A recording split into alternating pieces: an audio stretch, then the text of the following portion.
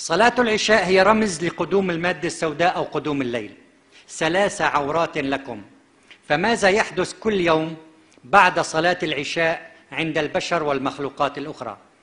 الله لا يريد لنا ما يسمى مرض السرطان الذي نخاف حتى من ذكر اسمه ونقول أصيب بذلك المرض وشفاه الله من ذلك المرض. القرآن الكريم إذا موجود عندنا فما عندنا مشكلة ولا بأي مرض. ما أنزلنا عليك القرآن لتشقى. الله سبحانه وتعالى وضع في جمجمة كل إنسان فينا غدة تقع إلى الأعلى من الأذن للخلف قليلا، هي الغدة الصنوبرية، وزنها 180 ملغرام بقدر حبة الحمص، موصولة مباشرة مع النواة فوق التصالبية، هي الساعة البيولوجية للإنسان، وموصولة مباشرة مع العصب البصري. لماذا موصولة مع العصب البصري؟ هذه الغدة الصنوبرية وهذا شكلها موصولة مباشرة مع شرايين الدم.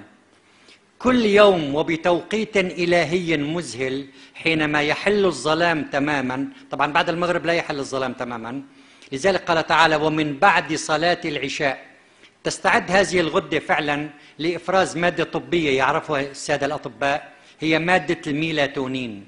لقاح مجاني يومي الله وضعه عندنا، تبدأ بإفراز مادة الميلاتونين، تسري مجانا في كل دم الإنسان فتمنع الأكسدة في الخلايا وتمنع مرض السرطان. لكن هذه الغدة لا تعمل إلا في الظلام. متى ما كانت العين تتعرض إلى الضوء بعد صلاة العشاء تعطي أمرا عن طريق النواة فوق التصالبية الغدة الصنوبرية لم يأتي الليل، فأنا أمنع عن نفسي اللقاح إذا تعرضت إلى الضوء بعد صلاة العشاء.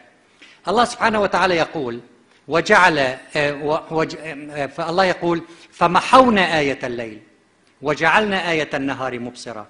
الله محى آية الليل، نحن بأخطائنا الكثيرة جعلنا آية الليل مبصرة أكثر من آية النهار. آباؤنا وأجدادنا الذين تعرضوا إلى ضوء القمر بضوئه الخافت غالبا لم يسجل عندهم هذا المرض أو الذي تحول نسبيا إلى وباء. عملنا إحصائيات فعلا حقيقية على المداجن.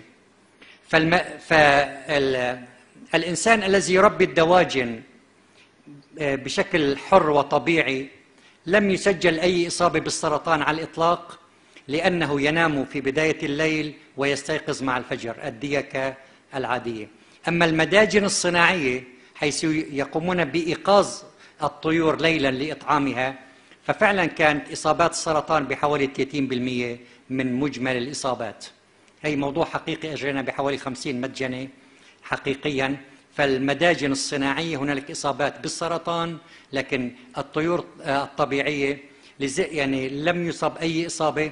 فالله وضع فينا هذا اللقاح المجاني، فننصح الجميع بالتعرض أكثر ما يمكن إلى الظلام، فقط مرحلة بسيطة من بعد صلاة العشاء حتى قبل الفجر بساعتين. هذا مجال عمل الغدة، وهذه نعمة الله أعطانا إياها بالليل. ولذلك الله قال وجعل الظلمات والنور. نحن أهملنا الظلمات وحاربناها بالإضاءات الصناعية وركزنا كثيرا على النور، لكن جعلت الظلمات قبل النور كفائدة منها.